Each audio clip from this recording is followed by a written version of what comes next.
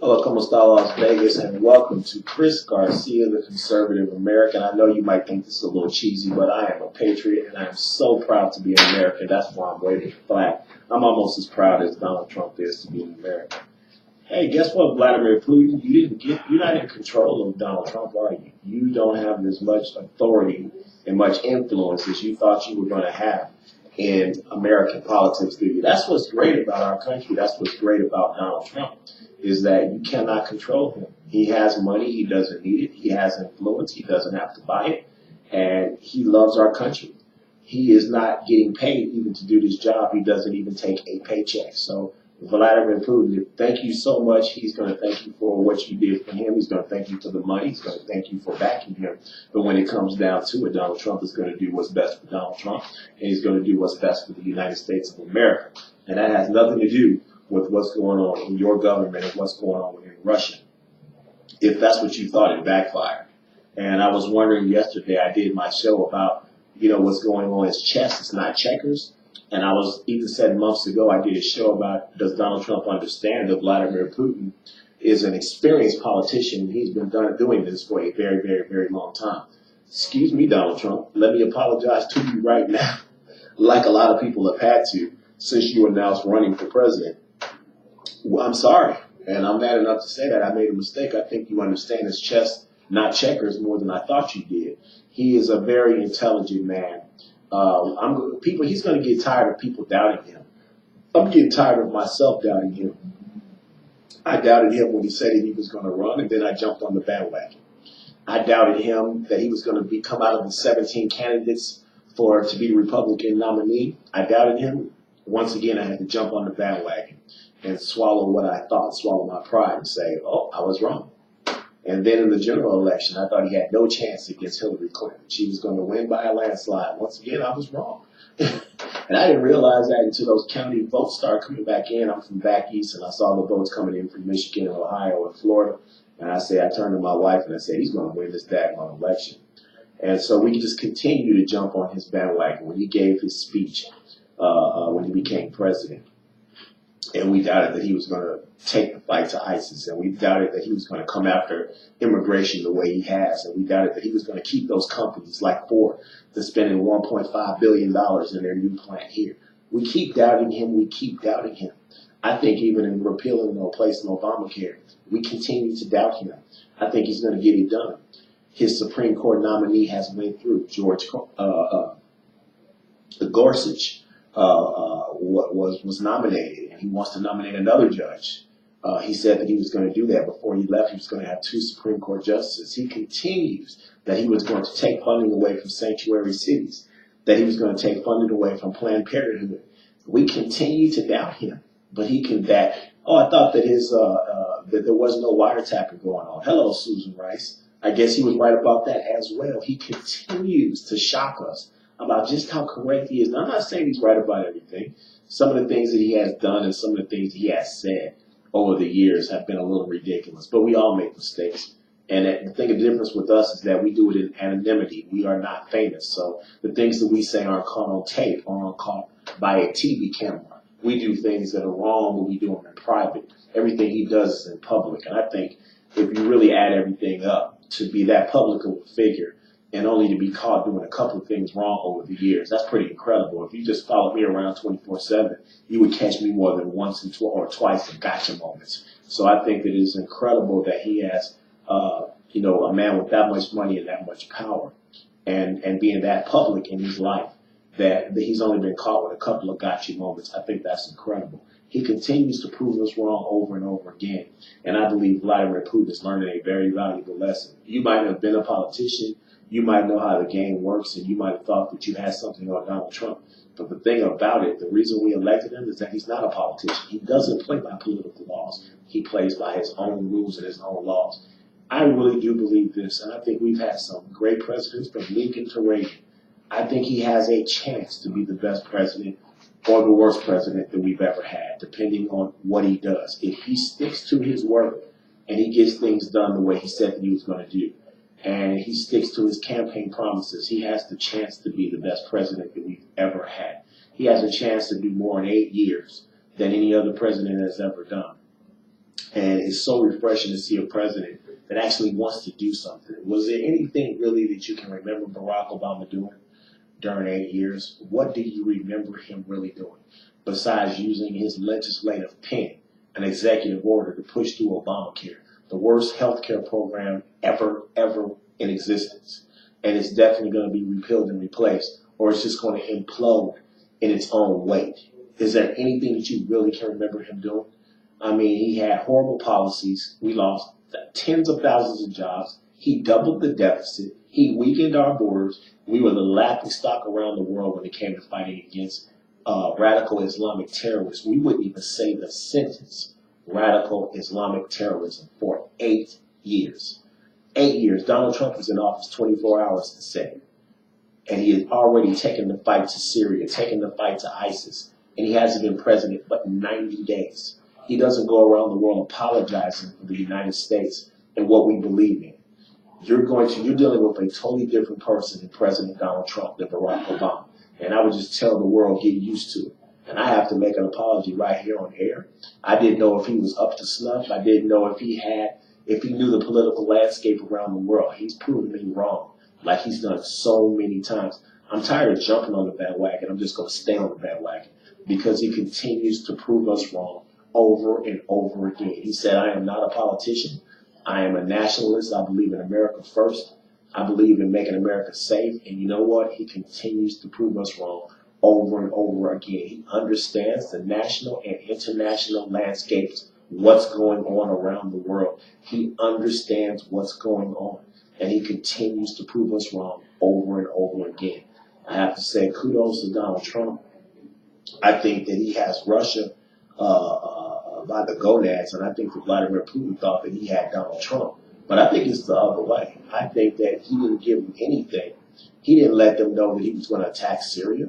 He didn't let them know he was going to attack that air base. He was sitting there with the Chinese president when the attacks went on, and he told them absolutely nothing.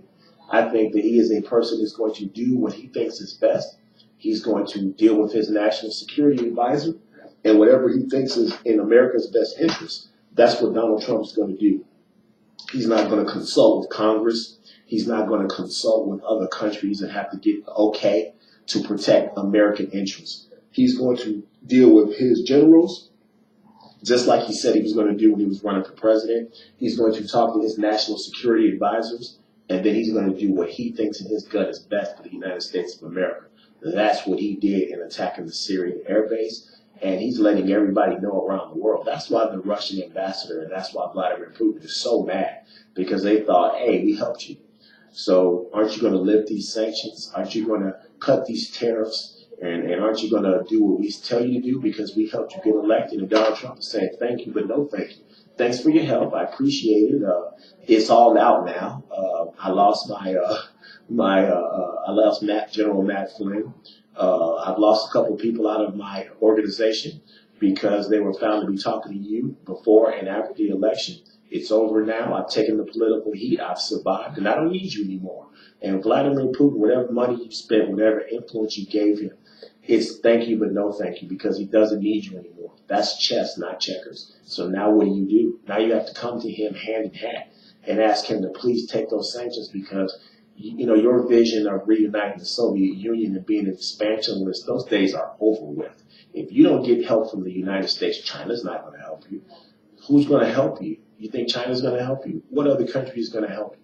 What other country is going to end those sanctions against you if the United States doesn't do it? And it's just amazing what a difference between Donald J. Trump and Barack Hussein Obama. What a difference. You wake up every day. Like I said, I love waving this flag. I love it. I love it. Because you just feel like you're in a different country. You feel like you're in a different America. It is totally different. We don't feel like we have to apologize. We don't feel like we have to wait for the next attack. We have a president who works his butt off until the wee hours of the morning. And it is about securing our country. It's about securing our borders. That's what it's all about. And so when you have a president, when you have the head of your country that cares so much about his country and works so diligently to protect his country, he's going to take the fight to them. He's not going to wait for the fight to be brought to him. I'm just so proud to be an American. I'm so proud to have Donald Trump as president. I'm very proud of Neil Gorsuch being our new Supreme Court Justice. I think he was highly qualified. I think the Democrats, you are insane for even attempting a filibuster. And I think that, again, trust me, he's going to find a conservative constitution, this Supreme Court nominee.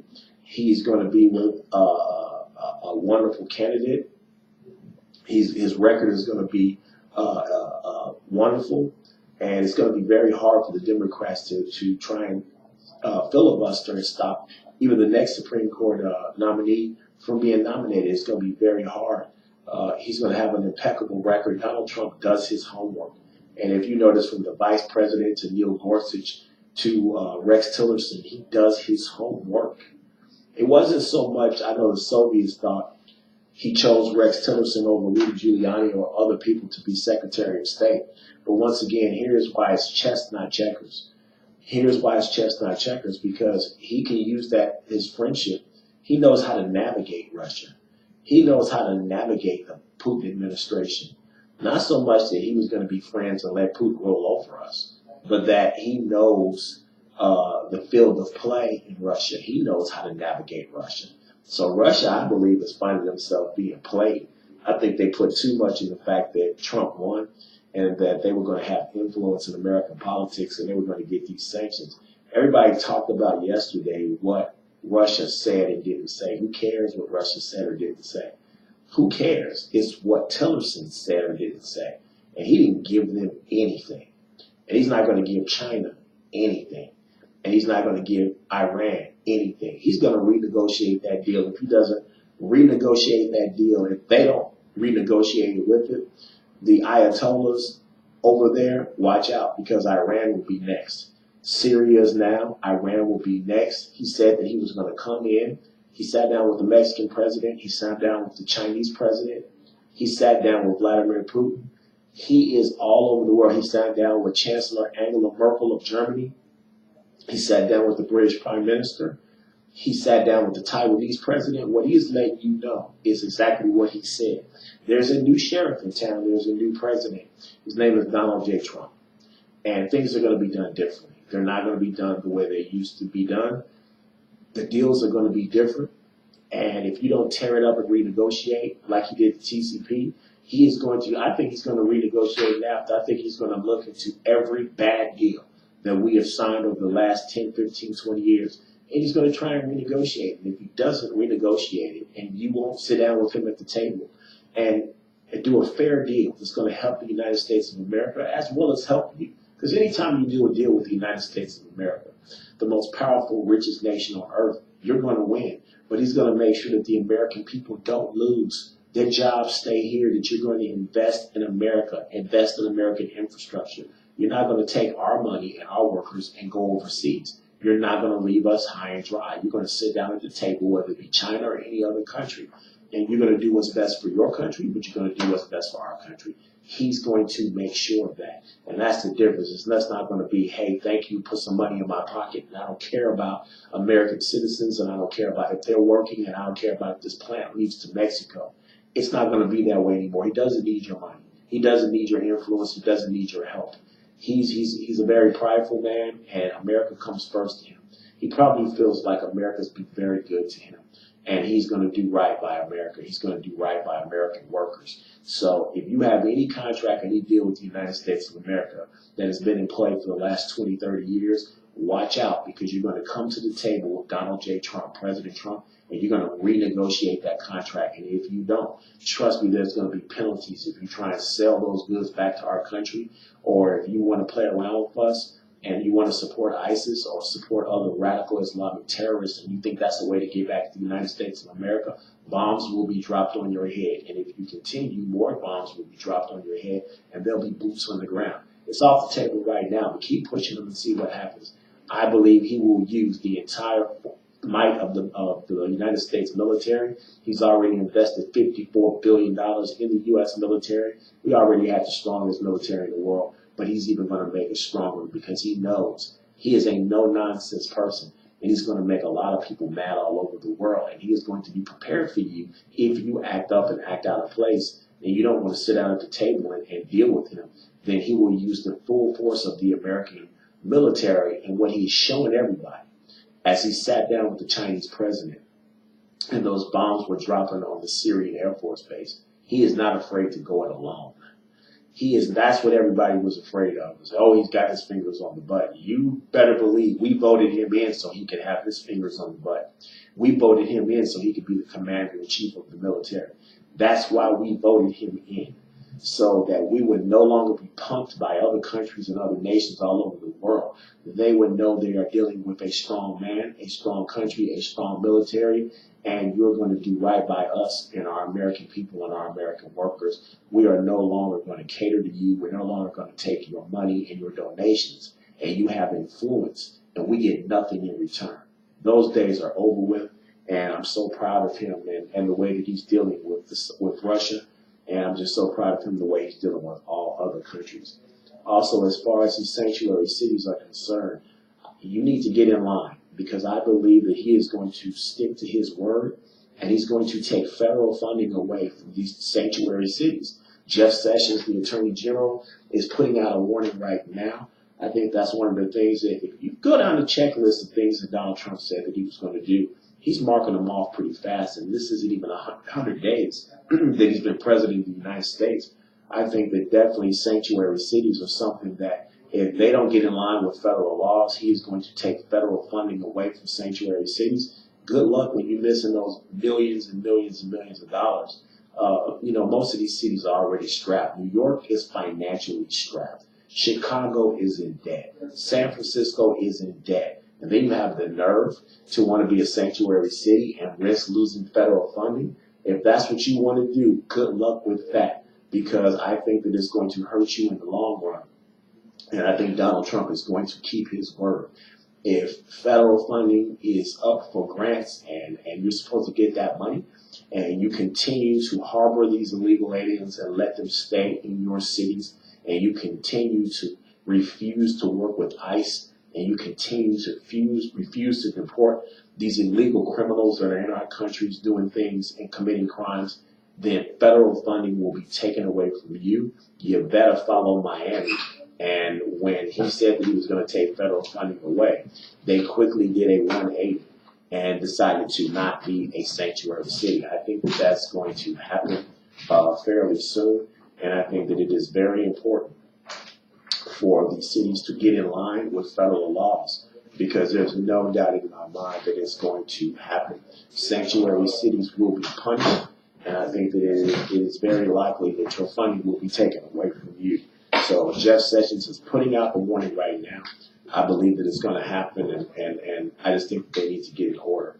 These cities are already, like I said, in the red. They're already hurting for money, and for them to even consider losing more funding, which will hurt our schools, which will hurt the community, which will hurt the people, all because you want to harbor illegal criminals. It's not even illegal aliens. He's not going around, he's going to take trucks and he's going to round up all of these families, and he's going to pull kids out of school, he's going to separate. That's just a lot of baloney. They have from day one said, we are going after illegal criminals.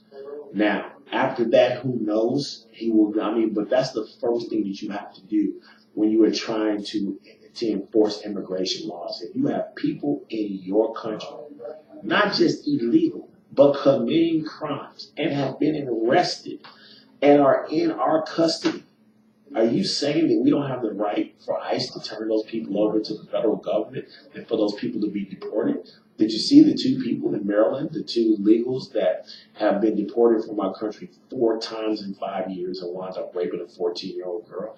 These are the kind of things that cannot continue to go on. It is horrible, and I think it is a campaign promise that Donald Trump made. It is a campaign promise that I believe Donald Trump will keep.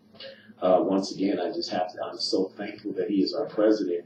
And again, I'm not saying that I'm back on the bandwagon, but I need to stay on the bandwagon, as well as most Americans. We need to stay on the bandwagon because he has proven to us that he is not just a man of words, but he is a man of action. And I think the Syrian government, Assad, is so used to dealing with Obama and Bush even before him and Clinton that nothing gets done. It's a different day and age. It's a different president in town. and he absolutely is going to get things done. I am very, very, very proud of him.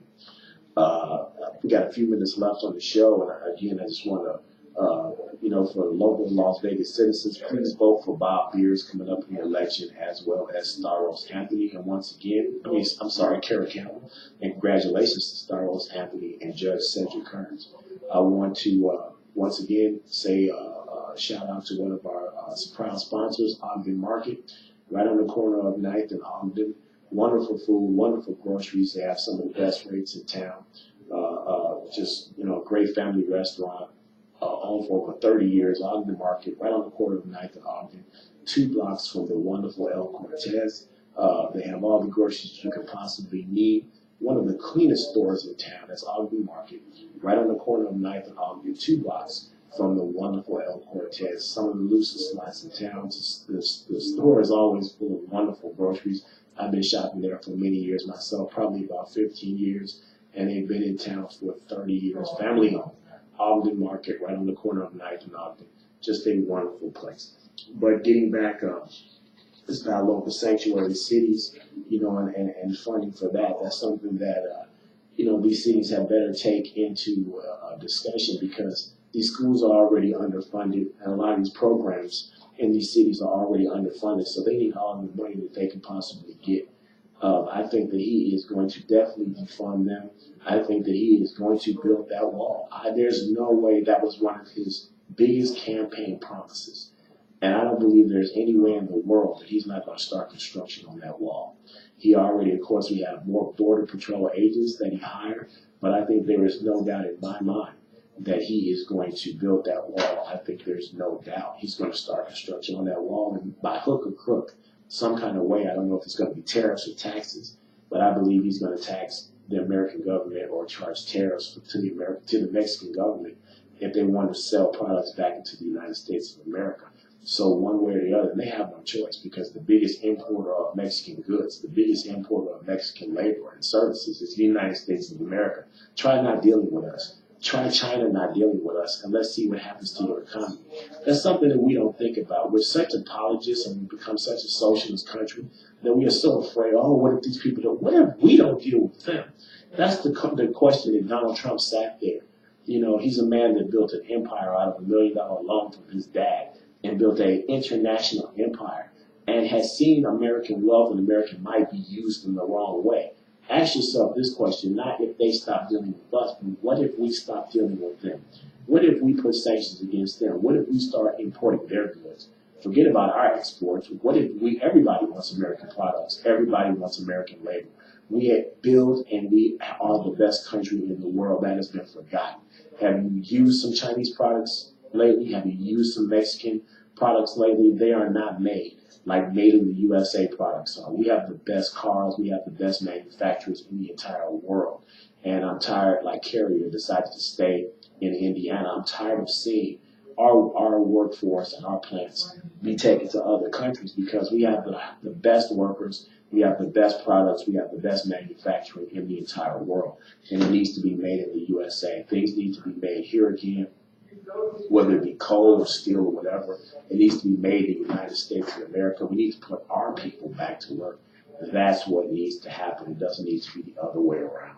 So kudos to Donald Trump. In your first 90 days or so in office, you have done a tremendous job. We are all very proud of you. And we all need to get on the bandwagon. We all need to stay on the bandwagon, because you continue to prove us wrong over and over again.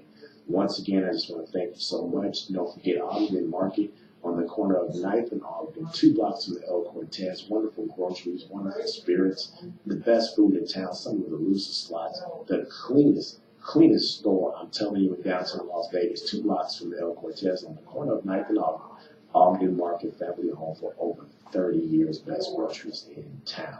Thank you so much for listening today. I am Chris Garcia. Once again, Google this, and you'll be up on YouTube in a couple hours. Push the bell, subscribe. It's a great show. I told you I will always fight for America. I will always put America first. I told you that from day one. We're getting up there in shows right now. Tell your friends, push the bell, and subscribe to Chris Garcia, Conservative American, and the show will come directly to your tablet, to your computer, or to your smartphone. Thank you so much for watching. God bless America. God bless our troops. and Godspeed to our president, Donald Trump. Thank you for watching.